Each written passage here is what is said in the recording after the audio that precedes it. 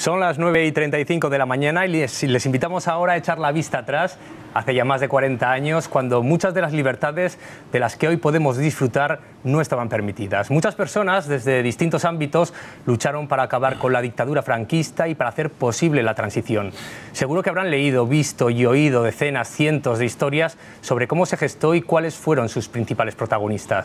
Pero les aseguro que todavía hay muchas que descubrir, sobre todo las que ocurrieron aquí, en nuestra comunidad. Y muchas de esas historias necesarias para conocernos mejor las vamos a descubrir en la serie documental que se estrena hoy en Aragón TV, La Transición en Aragón. Y para conocerla mejor nos acompaña su directora, Esther Puisac. Buenos días. ¿Qué tal? Buenos días, Enrique. También el realizador de esta serie documental, La Transición en Aragón, Roberto Asensio. Buenos días. Buenos días. Y dos personas también que están muy relacionadas con este programa. Por un lado, Alberto Sabio, historiador, profesor de Historia Contemporánea de la Universidad de Zaragoza y asesor de este programa. Buenos días. Hola, buenos días. Y Jesús María Alemany, que seguro que muchos de nuestros espectadores lo conocen, fue director de la residencia Pignatelli en los años 70 y también ahora mismo es presidente de la Fundación Seminario de Investigación para la Paz. Buenos días. Hola, muy buenos días. Vamos a comenzar conociendo un poco más a fondo este programa porque era necesario, ¿verdad?, hacer hincapié un poco en ese punto de vista que quizás muchos desconocían, ese punto de vista tan aragonés en la transición y que fue muy importante, Esther. Sí, es lo que comentabas, que conocemos, yo creo, pues más o menos las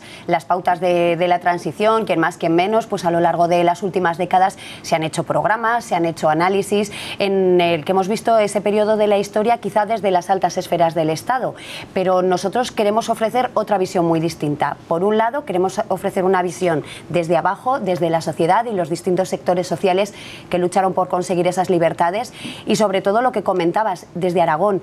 En Aragón tenemos historias propias, tenemos sucesos propios, modos de vivir propios, modos de expresarnos propios que hemos recopilado en historias que sobre todo la gente que no conoce, las generaciones más jóvenes, yo creo que van a sentirse muy asombrados de lo que hemos sido capaces o lo que fueron capaces esos aragoneses que lucharon por la libertad de los 70. Pues para conocer algunos detalles de ese estreno que es hoy, recordamos a las 9:35, justo después de Aragón Noticias 2, después de la previsión del tiempo de nuestro compañero Eduardo Lolumo, se emite este programa y vamos a conocer, como decimos, algunos detalles. En aquellos momentos teníamos al alcance de la mano cambiar de una vez este país y hacer que este país empezara a ser un país un poco más normal. Y la gente estábamos, pero vamos, como locos, ellos y nosotros. Los crímenes que se producían por elementos de extrema derecha no se investigaban bien y entonces estos creían un poco en la impunidad. Ya cuando me detuvieron en el piso, me tiraron al suelo allí y me dieron una buena tunda. No llegamos a Zaragoza porque en Tauste había dos líneas de guardias civiles, unos rodilla en pie y otros de pie arriba, diciéndonos que el que pasara 50 metros aquí no pasaba nadie.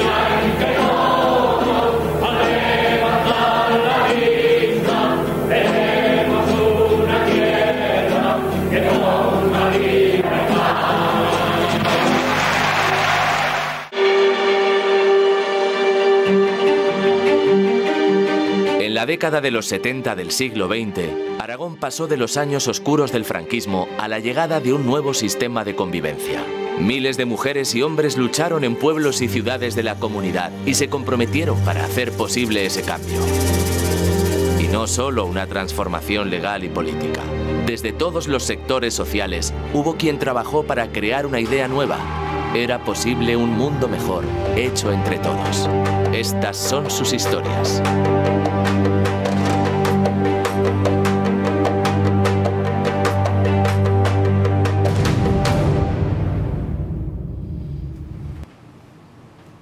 Bueno, yo creo que es un buen aperitivo y Roberto, detrás de esta serie documental también hay un gran trabajo de investigación porque vamos a ver documentos inéditos.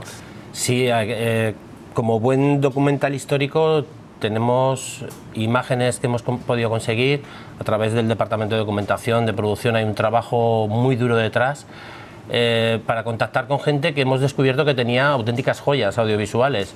Aquí en este resumen que hemos visto, bueno, yo me quedaría sobre todo con el concierto de La Salle, de La Bordeta, con las imágenes de Caspe, pero tenemos en Mequinenza un señor que grababa en Super 8 el momento en que los vecinos se tuvieron que ir de sus casas, se ve toda esa mudanza en carros, con burros, con tractores, en fin, imágenes que no sabíamos que existían, que las tenemos aquí ahora en Aragón TV y que se podrán ver cada martes aquí, en el documental. Y sois conscientes que además esto va a generar después una historia paralela a la del programa, que va a verse gente reconocida, que se van a señalar, van a decir esto no lo habíamos visto hasta ahora, no lo conocíamos, ahí salimos nosotros, incluso ya os ha pasado antes de que se emita el programa. Ya ha empezado, porque una de las imágenes que nosotros ya la consideramos casi icónica es la de un señor, un agricultor que está con su boina, efectivamente, enfrentándose a los grises con toda la verdad y toda la valentía en su cara, y ese dedo, esa mano en alto que parece que les está diciendo cosas, pero al mismo tiempo sin violencia, sin miedo. Bien, pues esto lo hemos utilizado en la campaña de promoción, se han puesto carteles con esta imagen por las 3 capitales de provincia, y los familiares de este señor se pusieron en contacto con nosotros al reconocerlo. Nos dijeron que este señor vive en Farlete, tiene 92 años y que aunque ahora está un poco pachuchillo, pero que conserva intacta la memoria, y que se había emocionado mucho cuando le habían enseñado la foto de la marquesina en la que estaba el cartel. Fue en una manifestación en Madrid en aquellos años en los que todavía no había muerto Franco y los agricultores perdieron el miedo y se decidieron a salir a las calles con sus tractores. Sí, precisamente lo vais a analizar en otro de los programas, la agricultura, cómo fue la agricultura de la transición, pero vais a comenzar con el papel de la Iglesia. Quizás muchas personas se puedan hacer una idea equivocada, porque sí es cierto que la institución de la Iglesia fue muy afín al régimen, pero también hubo otros sacerdotes que rompieron con esa tradición y trataron de cambiarlo, sobre todo a raíz del Concilio Vaticano II, y una de las voces que quizás sobresalga en este primer programa va a ser la de Birberto Delso. Vamos a escucharle primero y luego hablamos de él. Dicen que yo explico socialismo en vez de explicar evangelio. Me resisto a cantar el Cara al Sol, me resisto a rezar el rosario con ocasión de la muerte de José Antonio. Cuando con ocasión de la muerte de Carrero Blanco se me encarga una misa, se celebra en domingo y yo no nombro en la predicación a Carrero. Y esto ocasiona que el alcalde violentamente me dice que ha tenido sensación de ridículo. Yo le digo que no había para tanto, que yo he dicho la misa por Carrero, y no solo por Carrero como me la encargó él, sino por todos los que murieron.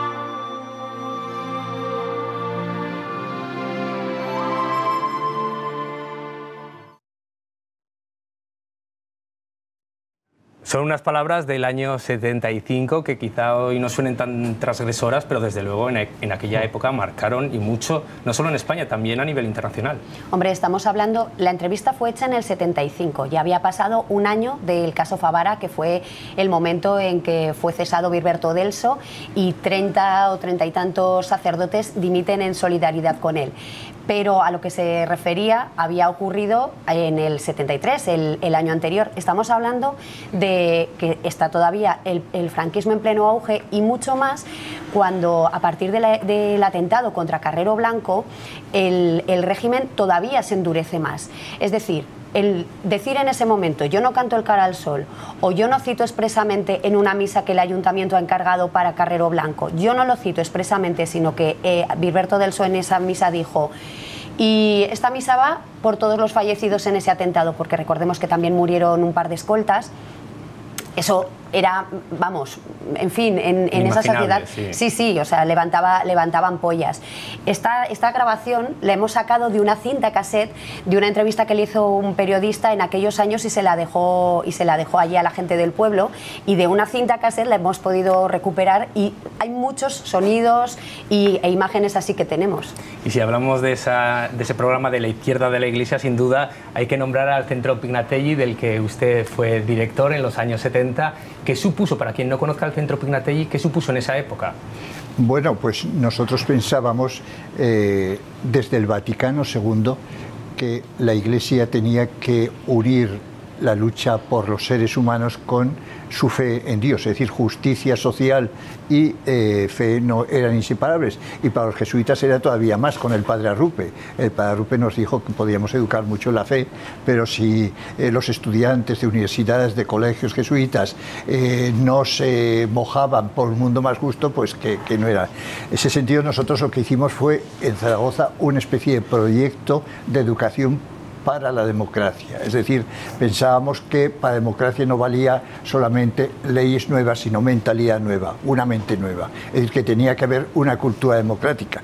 Y decíamos un poco que había 3 aspectos que queríamos verdaderamente seguir. Uno, pues supuesto que era un centro cristiano, una fe pero que fuera al estilo del Vaticano II y de Arrupe, por lo tanto una fe comprometida con los seres humanos de nuestro tiempo. En segundo lugar, un aspecto social fuerte. Pensábamos que la democracia en España había sucumbido en siglos anteriores por dos motivos. Uno, la intolerancia, la incapacidad de dialogar, personas que pensaban diferente, y otro, la injusticia social, es decir, las desigualdades. Y era estos dos aspectos, ser capaces de dialogar a pesar de tener opiniones diferentes, y que a las libertades políticas se uniera la igualdad social, los que intentábamos formar. Y el tercero era la cultura. Creíamos que España estaba en estos momentos desculturalizada y que había que hacer, pues traer, aproximar los pensadores que en el mundo estaban un poco produciendo pues lo que es la cultura moderna. Y con estas tres ideas comenzamos a trabajar. Por lo tanto, luego eso nos trajo líos, etcétera, pero nosotros creemos que el papel del Centro Pignatelli se cumplía más en el proyecto de formación, también en ser hogar para los que querían libertades, que en las dificultades que pudimos tener. Dificultades, líos, quizás sea un eufemismo, porque sufrieron y mucho, ¿verdad? Pero voy a decir, hay algunas cosas todavía desconocidas que a lo mejor no es, pero fue con ocasión de una multa al Centro Pignatelli, a un catedrático de Sociología de Deusto, Rafael Belda, cuando los tribunales españoles, por primera vez en España, quitaron la razón al gobernador civil. Era Trillo Figueroa, el famoso Trillo Figueroa, ¿no?, que tenía verdadera obsesión con el marxismo, y fue Juan Antonio Bolea Foradada, presidente del Tribunal de lo Contencioso Administrativo de Zaragoza. Después sabéis que corrió una palabra, quien dio la razón por primera vez en la historia a unos particulares frente al gobernador civil. Que Alberto Sabio, como experto en historia, quizás es que hay muchos hitos que se produjeron en Aragón durante esta época fundamental para la historia reciente de España, que quizá no se conocen, y usted además ha tenido la oportunidad de ver el programa, lo que estamos esperando muchos espectadores, usted ya lo ha podido ver, y ¿qué nos puede avanzar? ¿De qué van a conocer, qué van a descubrir? Bueno, pues hay un viejo chiste que dice que la guía telefónica es un libro con muchos personajes y muy poca acción. Bueno, pues a la transición tradicionalmente le ocurría al revés, es decir, hay pocos personajes y mucha acción. Pocos que son los personajes icónicos, el rey, Adolfo Suárez, Santiago Carrillo.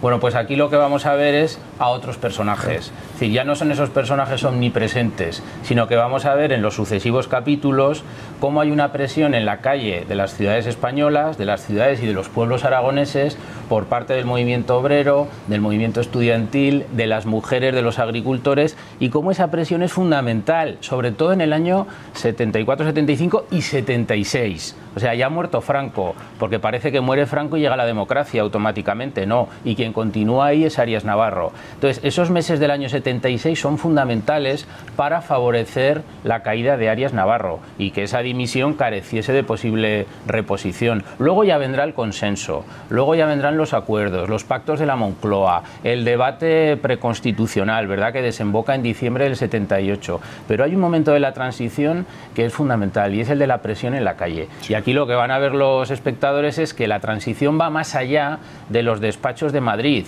de los grandes ministerios, de los palacios, sino que lo que ponemos énfasis es en esa dimensión, en esa presión en las calles de las ciudades españolas. Porque primero este programa se va a componer de dos partes, una primera de una serie documental y después llega el momento del debate.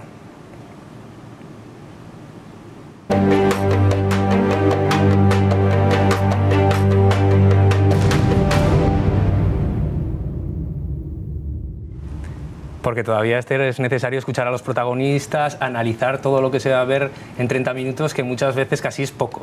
Sí, en 30 minutos realmente es un contenido, vamos a decirlo así, aunque lo hemos hecho yo creo que ameno, sí que es denso porque presentamos mucho material. Es decir, vemos fotos, estás viendo a lo mejor al protagonista en la actualidad, te ponemos una foto de cómo era entonces, a continuación ponemos un documento que avala lo que está contando. Entonces, yo creo que a la media hora cuando has acabado dices, uff, ¿qué he visto? Una hora de debate después te ayuda a ponerlo todo en su sitio, y sobre todo yo creo que para las nuevas generaciones, para acabar de solucionar dudas, de decir qué es exactamente, pues por ejemplo, ahora que estamos hablando del primer capítulo que va de la Iglesia, el Concilio Vaticano II quizá hay una generación que sí que sabe de qué hablamos, pero otra no. Entonces, pues en el debate ahondamos en esos pequeños términos, esas pequeñas cosas. Y luego también está muy bien el hecho de sacar también a alguno de los protagonistas que tenemos en el documental y poderlo escuchar en directo, pues que nos cuente su testimonio más a mano y más, pues reiterarlo un poquito y poderle preguntar sobre él. Y hablábamos, y ya os traslado la pregunta a los cuatro, de la importancia que tiene para conocernos mejor, porque fue una época en la que se gestó la identidad que hoy tiene Aragón. Sí, efectivamente, porque hay elementos muy icónicos en la serie, Caspe, ¿no? Recuperar un poco el aniversario de aquel Estatuto de Autonomía de la Segunda República, la expedición a Canfranc, ¿verdad?, con todos esos elementos simbólicos. Eso yo creo que nos hace recuperar autoestima como territorio, ¿no?, y como comunidad. Y eso también es importante, que sea un poco la serie escuela de aprendizaje. Decía Esther que luego en el debate van a aparecer los protagonistas. A mí me da la impresión de que tiene un tono didáctico y que a lo mejor con el tiempo, nunca se sabe, se puede utilizar incluso como material docente en institutos o incluso en la propia universidad, porque realmente hay historias que ponen los pelos de punta, ¿eh? El capítulo sobre la represión, se cuentan cosas que creo que no se han contado en televisión y que ni siquiera aparecen en muchos libros, y que sin eso es difícil entender lo que sucedió después. Bueno, algo entonces nos tenéis que adelantar de eso, ya nos lo ha dejado ahí. Yo es que además el capítulo de la represión para mí es el más emocionante, es un capítulo fuerte, es un capítulo intenso. Pues vamos a hablar allí, por ejemplo, pues de varias víctimas, son aragoneses, que sufrieron pues lo que es el envite de fuerzas de la derecha, o digamos más ligados al régimen. No son exactamente los mismos los casos. Uno es el caso Josefo, es un joven de Huesca que justo acababa de terminar la carrera de filosofía en Madrid, y ese mismo día, cuando se estaba despidiendo de sus amigos en el Retiro, él vestía con atuendo hippie, llevaba melenas y pantalón vaquero, y por ese motivo pues una banda de ultraderecha cargó contra ellos con bates de béisbol porque decía que iban a limpiar de rojos el Retiro, y lo asesinaron. Entonces hablamos un poco de ese caso y también de la cierta impunidad o el cierto cobijo que daba todavía el antiguo régimen, aunque eso sucedió en el año 79, a los que habían pertenecido a él, porque eran todos hijos, nietos de militares, incluso había uno que era sobrino de un ministro de Franco. O también, por ejemplo, el caso Basanta, es también otro joven zaragozano que murió asesinado por un policía que estaba en un momento libre, porque hizo una pintada que ponía trabajo sí, policía no. Hablamos, por ejemplo, son 2 de los 4 casos. Hablamos también allí de que Aragón tuvo un grupo armado, que es algo que todavía la gente no conoce o no conoce mucho, y es muy interesante saber. Tuvo una corta trayectoria, pero habla mucho porque en Aragón la amnistía, que fue la ley que al llegar la transición, al llegar la democracia, quería hacer un poco borrón y cuenta nueva de los delitos políticos, tuvo el nombre de los miembros de Hoz y Martillo, es decir, fue muy, muy personalizado. Entonces, bueno, vamos a encontrar historias que yo creo que a la gente le van a gustar y le van a llamar mucho la atención. ¿Y a ti, Roberto, qué te ha sorprendido a la hora, personalmente también, a la hora de elaborar esta serie documental? Personalmente, claro, te toca más la fibra a lo mejor el capítulo de la represión por la dureza de las historias que cuentan, porque que te cuenten que una persona ha estado 11 días en calabozos dándole palizas por la mañana, tarde y noche, y lo que él sentía, esa humillación personal y ese dolor, es muy duro. En general, y está mal que yo lo diga, pero es que me gustan todos los capítulos muchísimo. Creo que tenemos un producto muy bueno, nos hemos hecho muchos, y creo que de verdad y sinceramente que hay un producto muy bueno, y que espero que la gente lo vea para poderlo disfrutar tanto como lo hemos disfrutado nosotros. O la historia de los agricultores, ¿no? El capítulo de los agricultores es muy emocionante, ver cómo ellos son los primeros en perder el miedo en esta comunidad. Brevemente, Jesús María, ¿qué querías apuntar? Que nos tenemos que ir. Sí, solamente decir que para mí en esta serie podremos comprobar un poco un efecto que ahora está bastante extendido, que es decir, tenemos que comenzar de cero. Yo creo que hay algo que no es humano, que es un Alzheimer histórico. Alzheimer, nos quejamos que de repente he olvidado todo en mi historia personal, y es una tragedia. Yo creo que eso en el campo histórico es una tragedia también, y más cuando uno lo hace voluntariamente, porque la historia avanza a través de continuidad y novedad. Pues para recordar, les invitamos a todos nuestros espectadores a las 9:35 esta noche que vean la transición en Aragón. Gracias por acompañarnos, Esther Fusac, Roberto Asensio. Gracias. Y también Alberto Sabio, Jesús María Alemany. Gracias por estar con nosotros. Nosotros ya antes de terminar, como siempre,